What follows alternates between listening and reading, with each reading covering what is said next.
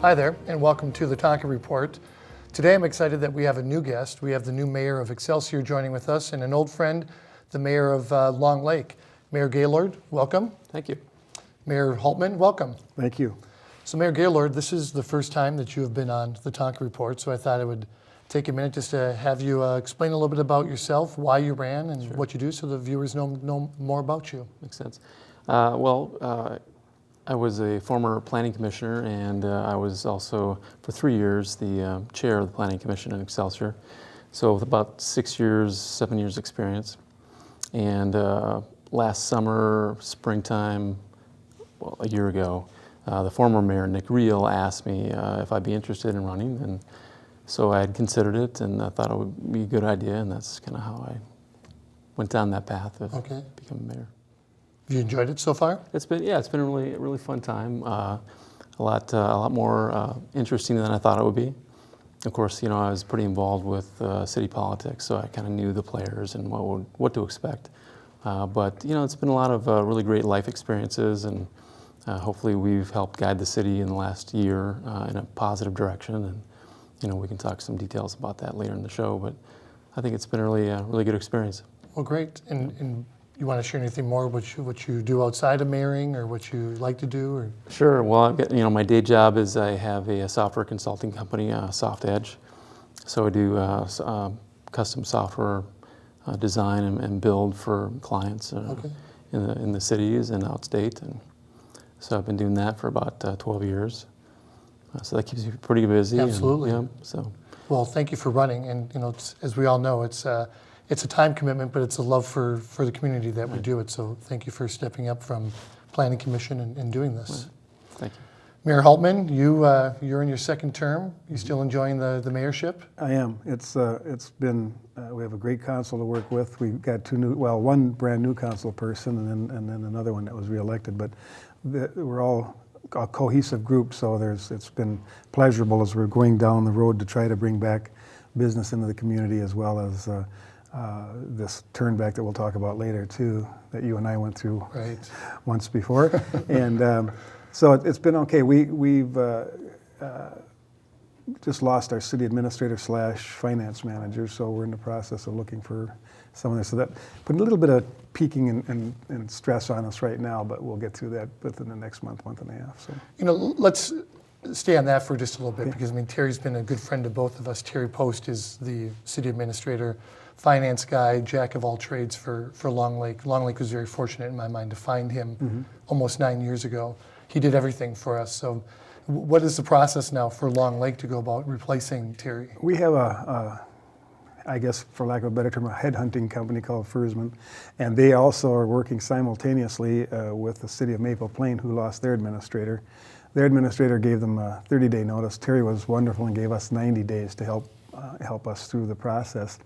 And basically, he told us that kind of an interesting thing. He said, I don't know that you're going to need a full-time finance person and a full-time city manager. I think you need to find part-time each. And so that was kind of a neat direction. But in the meantime, that puts Fultmann firm in a bit of a bind, as far as, because most of the people that are looking to come to work want to come, on a full-time basis. Sure. So we're going to have that discussion this Thursday. We're having a special meeting to talk about some of the candidates. We've had almost 60 candidates that have applied for the job, and we're not sure if some of those have shaken out on the Maple Plains side, because they've got both cities are working for it. So I'm not sure how that's going to work. But Terry was magnificent. I mean, as you did too, as the mayor, you both were accountant specialists. So keeping the budget online and keeping us, going down the right road of what's the word accountants want to use? Fiscally responsible. Physically responsible. Yes, physically responsible. And that was great. And now our budget, because we don't know where we're going as far as the replacement of Terry, we went in at 3% higher, and we're probably going to stay there because we won't have hired somebody by the time that we'll have to finalize the budget. So. Okay. Yeah, I mean, it's human capital is the biggest thing that Long Lake and most of our cities our size deal with. And we were fortunate. I mean, I think Terry to this day was a deal, and it's what he wanted to get paid. It's not like we stole him off anything. He was happy making what he was making, and we were happy to have him there. But when you have to replace and take one hat and find two, or 3/4 of a hat, 3/4 of a hat, that's I'm not envious of your task right Yeah, now, Mayor, that you have to go through that. It'll be tough, but we'll get through it. Maybe call you for some advice. Yeah, well, I'm always available. I love Long Lake. So you mentioned, Tim, that your preliminary budget then passed with 3% from last year. Yeah, and why we raised it predominantly, we would have went flat had Terry not left. But he suggested, and we agreed, that we better add that number just because we don't know where we're at, in terms of, and if we had someone hired prior to the finalization, then we could come backwards. But right now we're not looking at necessarily that fast of a hire based on what we've been told by our consulting firm. So who's covering the ship now? Marv will do his job as best he can, as he always does. Jeanette will do her thing. I'll do my thing, and we'll get through it. Okay. Well, I'm just thinking that, auditing season is. We've got on a part-time, by the hour, we hired Abdul to come in and do that. They have to be careful because they're also our regular auditor. So, and then for city planning, because we lost our planner at the same time that we lost Terry, actually a month before we lost Terry, Ann Perry. So we've got a consultant planner, which is our engineering firm. So WSP is doing that for us on an interim basis. All kinds of changes happening in Long Lake. Yeah, this is going to be the worst month and a half that we as a council has, as far as decision making and so on and so forth.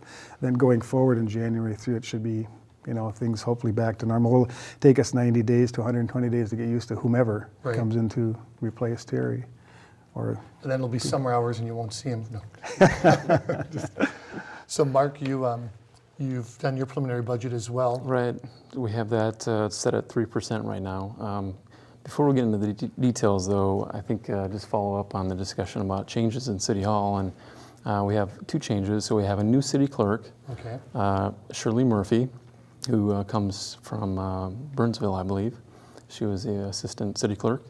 And she'll be replacing a longtime clerk, Sherry Johnson, who's been with the city for 24 years and has just outstanding service with the city. So we're really sorry to see her go, but really happy to have Shirley on board, and she's fitting in really well. And so we have those changes that are happening. It's always tough. I mean, any position that changes, because Excelsior is the same size population and actually landmass as Long Lake, two different towns really. But budgets are similar and everything. You lose one person, and certainly you lose the familiarity with them, but more importantly, you lose that institutional knowledge that they have. And for a city of Excelsior or a city of Long Lake, that's invaluable. And there's always that hiccup that occurs when they leave and the new person comes in, and we get through it, but it's always hard for everybody involved. Well, Sherry's just had this wealth of knowledge that hopefully can be imparted on, Shirley.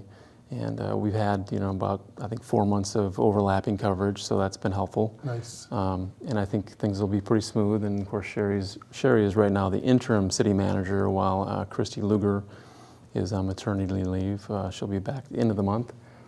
So there's, been some new faces and new positions, but hopefully that'll stabilize in January, and we'll move on. But really going to miss Sherry. So. Yeah. Well, I'm happy that 24 years says that she was happy. It's a long time. So you're at 3% on your budget. We're at 3% right now. The last city council meeting we had on this topic, we're looking at probably reducing that to about 2.6%.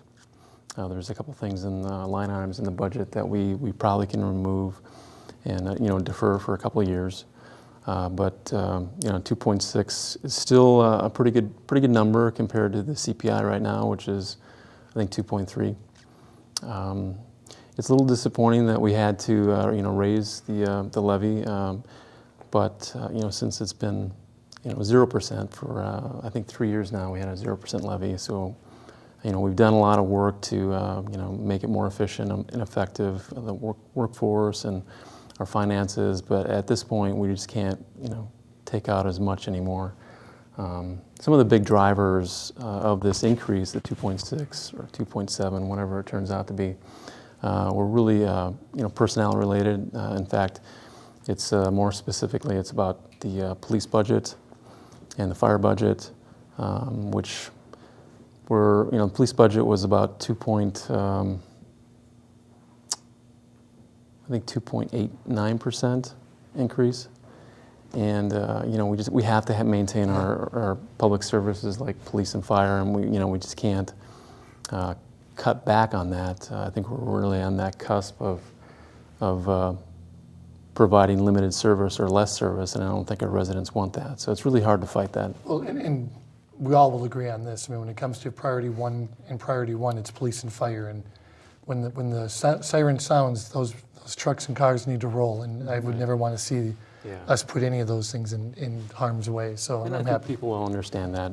Hopefully the 2.62% or whatever it increases. Hopefully residents won't object too much to that. Okay. So Tim, you guys will stay at 3% because of the. Like I said, unless we were able to hire someone and then knew what that salary was and if that person could handle the two jobs, but it's kind of an unknown. So we're looking at it and again, with Terry's advice and direction, he thought that would be the number that we should probably go into the 2014 with. And if we have any chances, then we could readjust that, obviously for 2015, make a reflection on the other side and come back. Because we were for 4 years almost. Zero, virtually. So, well, we got the exciting topic of budget off the table here in Converse. So we're going to take a quick break here. When we come back, we'll talk a little bit more about the turn back that's happening in Long Lake and events and the hotel and different things that are happening in Excelsior. Okay. So stay tuned. We'll be right back. Previously on America's favorite daytime drama, Lake Minnetonka. Brick has a secret. Bunny, Yes, Brick? I have a secret. What is it? I...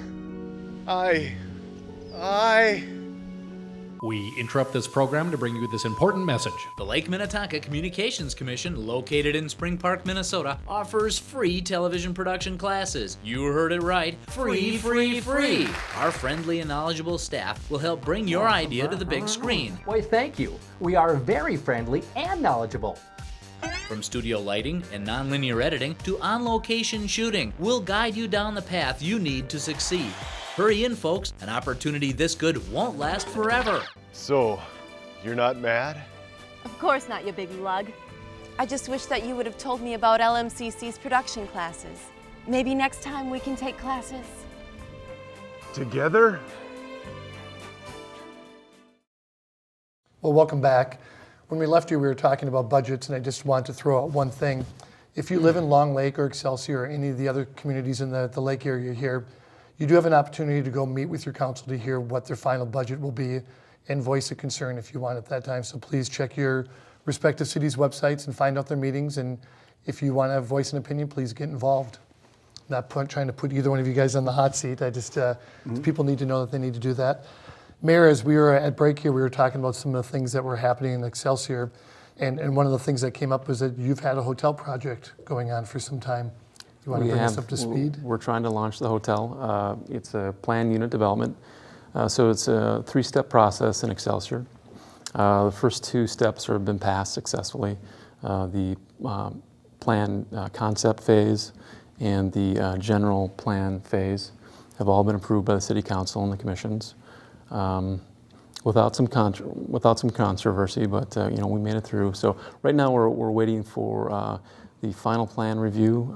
It's currently in process with our internal planners, and we probably expect that to be brought forward to a council meeting in December.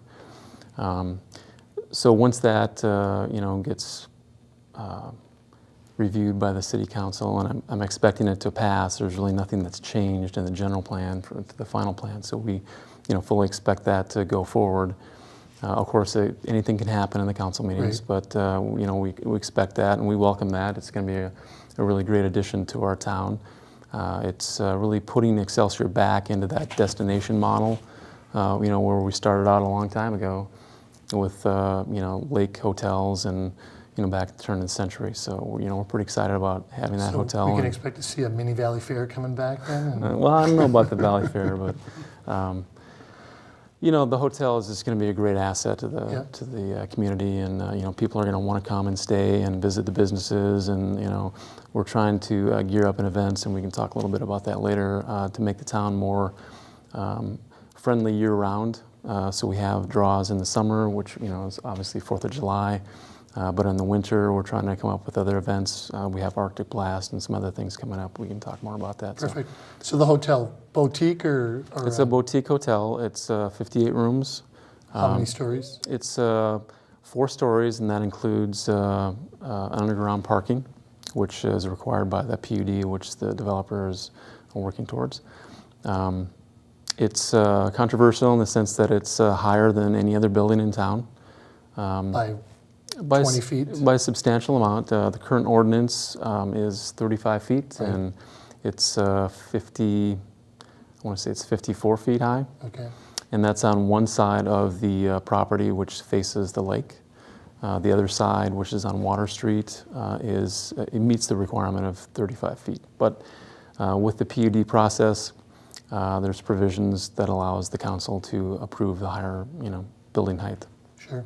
Yeah. So it's going to be a first-class building. A lot of brick details.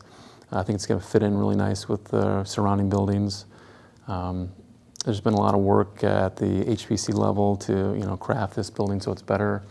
The Planning Commission, which I chaired for a number of years, really worked hard with the developer, and we came up with some improvements that I think help the town and the context of the building and at that site. So as a city, we've worked really hard to make that building work, and we just feel like it's a really important part of our the fabric of our town. And expected completion date would be? Well, if the final plan is reviewed and approved in December or January timeframe, I'm guessing the developer wants to start on that this spring, or spring of 2014. Sure. But that's really up to their schedule. Of course, we'd like to have it sooner rather than later. It's been an empty lot for, 5 years now. So it's really not a contributing lot to our tax base, which is really important to have a commercial tax base that supports, offsets the residential tax base. So it wasn't TIFed or anything? There was no tax increment financing? There isn't right now. However, the city is working with the developer to come up with a TIF plan to help fund the port improvements, which are really a key part of our comprehensive plan. That we really need to, improve the port, both water quality and accessibility. So we're working with the developer to use TIF money for that, but nothing's finalized yet on that. Okay. The TIF money, the way Excelsior works with the ordinance, it's a pay-as-you-go plan, so there's almost no risk to the city of Excelsior sure. or the residents, which a lot of people don't understand when they hear TIF, but that's the way we've structured it. Yep. So it's really going to be a win situation for the city and the residents if we can use the TIF money to use for port improvements. Sure. Yeah. Well, that'll be interesting to watch. It should be interesting, yeah, for sure. So, Mayor, unlike Excelsior building a hotel, Long Lake has been building roads for a while. Yeah, we started the initial process with the bypass back in 1998, 99, and then the infrastructure work began in 2000. And then you and I sat on for almost a year a turnback committee that was going to look and realize what happens to old Highway 12 when it became new County Road 112. And we thought we had all that figured out pretty well with about an $80,000 expenditure. I think we did have it all figured out. We did. We absolutely did, but the county didn't like our plan, and they had $1 million they wanted to waste, so they went about that. And then we're having a meeting on the 19th, open to the residents of Long Lake to come in and look at what the participants of the Turnback Committee came up with to determine how much money our residents really want us as a city council to spend. The counties come back at us with outside the curb foo-foo, I'll call it, at $1.8 million. And I'm not so sure that our taxpayers want to foot that bill. So we'll look at the things that were proposed and get some input from them as to how far down the road we need to go. Well, it's only $1,000 per resident in Long Lake, so. Exactly. And so that's going to be an interesting meeting, and hopefully we'll have a good output. And a lot of times with any city council meeting you have, if it's the only people are attending, if it's in their backyard, they tend to come and rattle their sabers then. But hopefully they understand that this is going to be a citywide issue, and it's going to be a great improvement to get the road improved the way it's been designed, which isn't anywhere different than what you and I and the other planning people had figured. But probably the biggest addition to it is the burial of the underground electrical, and we're not so sure that for what that portion of the bill is, that we would really benefit that much from that. So I do want to just, for a minute, for those that are watching that aren't hot on the Long Lake stuff, I mean, this Turnback Committee is about Old 12 and all the improvements that Hennepin County and the state actually provided money to Hennepin County to fix. So I know you know this, it's for the viewers, just to make sure that they know that we're going through this long process that to rebuild a road that's at the end of the day is going to be nothing more than new curves, pavement, maybe some lines buried, and you said some foo-foo things that they want to put outside of the curb, but they're spending a lot of time. And now you had said at the break they were going to start doing this, which I actually thought it was going to be like 2010, and now you're 2016, and now you're saying they've pushed it out. Yeah, it was originally going to be when you and I were doing this way back when. It was going to be 2012 or 2014. Right. Then they came forward and said they didn't have the funding package put together. So then they moved it to 2015, then 2016. Now the shovel in the ground, we're told, and this is subject to change to 2017. And it's a 4-year build out, so it's going to take 4 years for the segment 1, segment 2, segment 3, and segment 4 to happen. And so that's going to be disruptive, obviously, to the city for another 4 years. So from the time that the idea of the bypass took place in 1998, 99, when the route was decided, and to the time it's done, it'll be a 20-year period of time for something something that should have been done in about 6 to 8 years, probably overall, from portal to portal. So, yeah, the issue that I have the most with that, Mayor, and you and I agree on this, I believe, is that the money's already been given to the Hennepin County from the state for this project, and so for them to come back to Long Lake and say we don't have the money, I struggle about how we're going about doing this. I mean, Long Lake should not be held off any longer on this. They may think there's higher priorities, but it was a priority for them to move 12 and get traffic out west faster than they did, and it disrupted our town, split our town in two, and I say ours because I'm going to stop there, but I struggle with that quite a bit. So no, you're not the only one. So there's myself and the council and many other residents of the city that have made ourselves known to the state legislatures, legislators, and also to Mr. Grube himself. So well. I'm always here if you want to have somebody bring up a voice from the past as well, because that needs to change. But thank you, Tim, for all that work that you are doing on that. And I don't know if you're going to continue beyond your term now, but it takes somebody that's been around to help keep that process going. Keep the whip cracked. Exactly, absolutely. So, well, Mayor, you were mentioning when we first were chatting with you here about some events, and I know Excelsior always seems to have something going on. Not a weekend's going on that something's not happening in Excelsior, and you want to elaborate on that a bit more? Sure. Well, that's what we're trying to do. We're trying to make the town a destination. We had a great summer. This, it started off with the 10,000 Lakes Concours d'Elegance, which is about 100 cars from all across the country. It was the first inaugural event, and it was wildly successful. It was the first ticketed event in Excelsior, so we had it gated off in the Commons. All the proceeds went to a charitable cause, which was great. But the city did benefit directly from ticket sales, which was a model that I'd like to use moving forward to help offset costs of maintaining our park, which is a huge asset. The Commons is just a wonderful place, and we should be improving that always. And having these ticketed events really offset that cost. So the residents aren't burdened by the cost, but the people that use the event and that go to the event help pay for that. Sure. I do want to be mindful of the time. We're running short here, so if you want to just list events that you have coming forward. Sure. Or, up this Christmas time, Thanksgiving, we have Kringle Mart, which is an outdoor market. We have Arctic Blast coming up in January, February. Right. We're talking about having an outdoor skating rink on the lake this year, just to have more of a draw in the winter. So we've got a lot of things coming up.